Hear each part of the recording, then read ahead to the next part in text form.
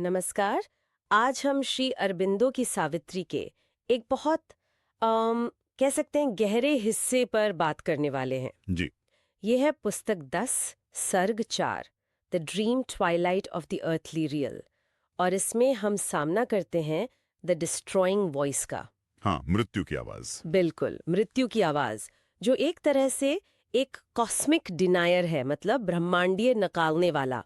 ये कोई सिर्फ एक हस्ती नहीं, ये एक सिद्धांत है। से एक ऐसी शक्ति जो इंसान के अंदर की उम्मीद, उसकी जो आकांक्षा है और परमात्मा की तरफ बढ़ने की जो एक प्रेरणा होती है, उसे ही खत्म कर देना चाहती है। और इसका निशाना सीधा हमारे मन पर है, मतलब माइंड पर। ये दिखाने के लिए कि मन कितना लिमिटेड है, कितनी गलतियां करता है और अनंत को, सत्य को, परमात्मा को समझने में बिल्कुल नाकाम है। बिल्कुल। तो आज हम यही देखेंगे कि श्री अरबिंदो ने मृत्यु के तर्कों से मन और विचार की सीमाओं को कैसे दिखाया है, और ये प्रेम और मृत्यु के बीच की जो आध्यात्मिक बहस है, उसका हिस्सा कैसे बनता है। हाँ, ये बहुत दिलचस्प है। हमारे पास सावित्री के मूल छंद है और उनका विश्लेषण भी है। तो कोशिश करेंगे कि मृत्यु के नजरिए से मन की सीमाओं को समझें और फिर देखें कि श्री अरबिंदो क्या कहते हैं। जरूर। तो चलिए शुरू करते हैं। मृत्यु का पहला तर्क, जो सबसे बुनियादी है, कि मन अपनी ही हदों में कैद है, जैसा एक छंद में आता है। His mind is spent encircling boundaries. For mind is man, beyond thought he cannot soar.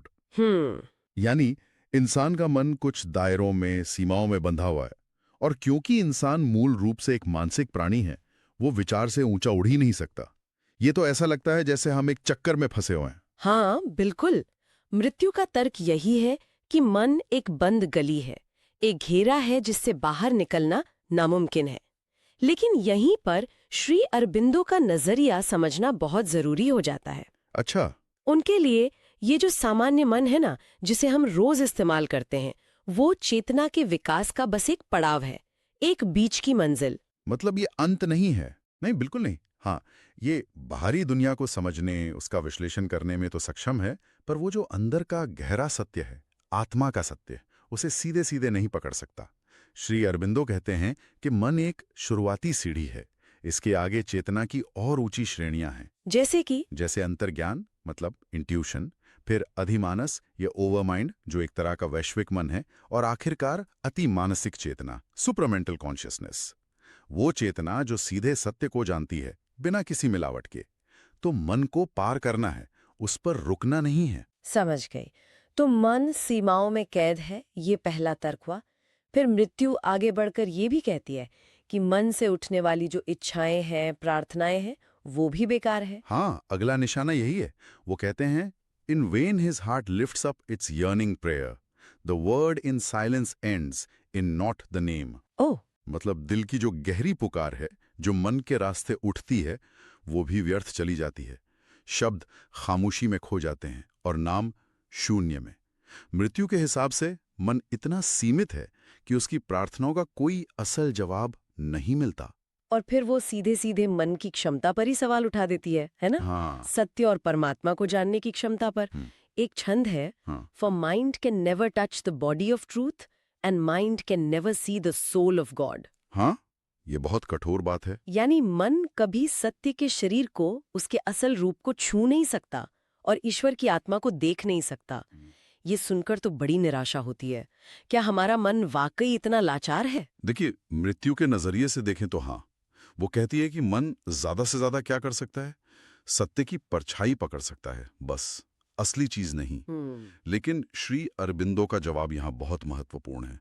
वो मानते हैं कि हाँ, मन जैसा अभी है, वो सत्य को पूरी तरह नहीं पकड़ सकता। ये बात सही है, पर इसे बदला जा सकता है। बदला जा सकता है। कैसे? इसे शुद्ध किया जा सकता है, शांत किया जा सकता है। और जब ये शांत और शुद्ध हो जाता है, तब ये ऊपर से आने वाले ज्ञान को, उस प्रकाश को ग्रहण करने लायक बन सकता है।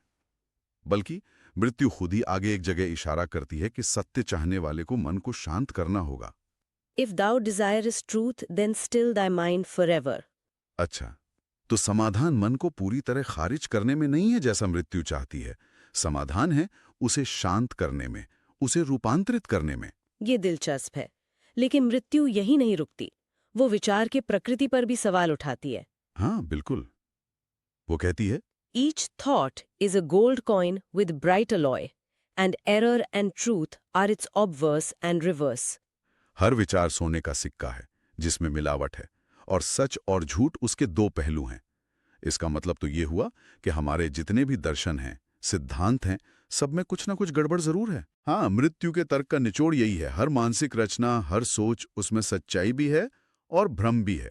दोनों का मिश्रण है।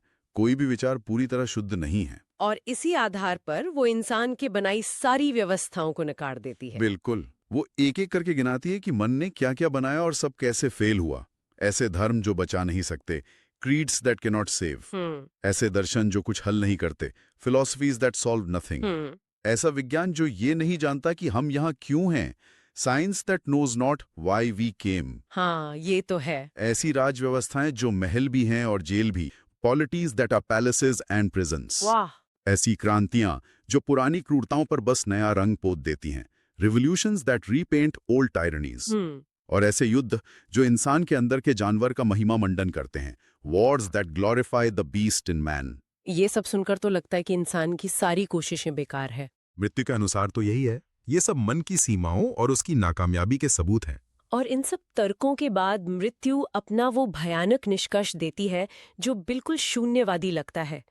Think not to plant on earth the living truth or make of matter's world the home of God. Truth comes not there, but only the thought of truth. God is not there, but only the name of God. सोचो भी मत कि इस धरती पर, इस पदार्थ की दुनिया में तुम जीवित सत्य को उगा सकते हो या इसे भगवान का घर बना सकते हो। यहाँ सत्य नहीं आता, बस सत्य का ख्याल आता है। यहाँ भगवान नहीं है, बस भगवान का नाम है। ये तो पूरी तरह निराशावाद है। बिल्कुल। और यहीं पर सबसे बड़ा टकराव है। ये जो मृत्यु का तर्क है ना, ये क्लासिक निहिलिस्ट इनकार है, निहिलिस्ट डिनायल। ये कहता है कि इस दुनिया में, इस जीवन में कुछ भी दिव्य, कुछ भी स्थायी पाना असंभव है। सब भ्रम है, सब शून्य में मिलेगा। लेकिन श्री अरबिंदो ठीक इसका उल्टा मानते हैं। But Sri Aurobindo holds the exact opposite. उनका पूरा योग, उनका पूरा दर्शन इसी पर आधारित है कि पृथ्वी ही वो जगह है जहां परमात्मा को प्रकट होना है। इसी धरती पर। हाँ, इसी धरती पर, इसी पदार्थ में। मानते हैं कि हाँ, अभी मन और जीवन अपूर्ण हैं, उनमें गिरावट है, अंधकार है, लेकिन विकास का उद्देश्य, एवोल्यूशन का मकसद ही यही है, इसी जीवन का दैवीकरण करना, डिवाइनाइजेशन ऑफ लाइफ। यहां से भागना नहीं है। तो मन की सीमाओं को स्वीकार करना है, पर रुकना नहीं है। बिल्कुल। उन सीमाओं को जानना है, पहचानना है, लेकिन फिर उन्हें पार करना है। मन का रूपांतरण करना है, उसे इतना सक्षम बनाना है कि वो दिव्य सत्य को धारण कर सके। यही श्री अरविंदो का मार्ग है। तो ये एक गहरा द्वंद्व है। एक तरफ मृत्यु का एब्सोल्यूट नकार कि यहाँ कुछ नहीं हो सकता। हाँ, वो शून्यवादी दृष्टिकोण, धर्म बेकार, दर्शन बेकार, विज्ञान अधूरा, राजनीति एक जाल, धरती पर सत्य या ईश्वर आ ही नहीं सकते। और दूसरी तरफ श्री औरोबिंदो का दृढ़ विश्वास कि नहीं, इसी धरती को भगवान का घर बनना है, जीवन का रूपांतरण होना है। हाँ, कि विकास का लक्ष्य पलायन नहीं, बल्कि यहीं पर, इसी जीवन में दिव्यता को उतारना है, मन की सीमाओं के बावजूद। ये वाकई सोचने पर मजबूर करता है कि हम मन की इन सीमाओं को कैसे देखें और क्या हम वाकई इसके रूपांतरण की संभावना में विश्वास रख सकते हैं। यही सवाल है ना?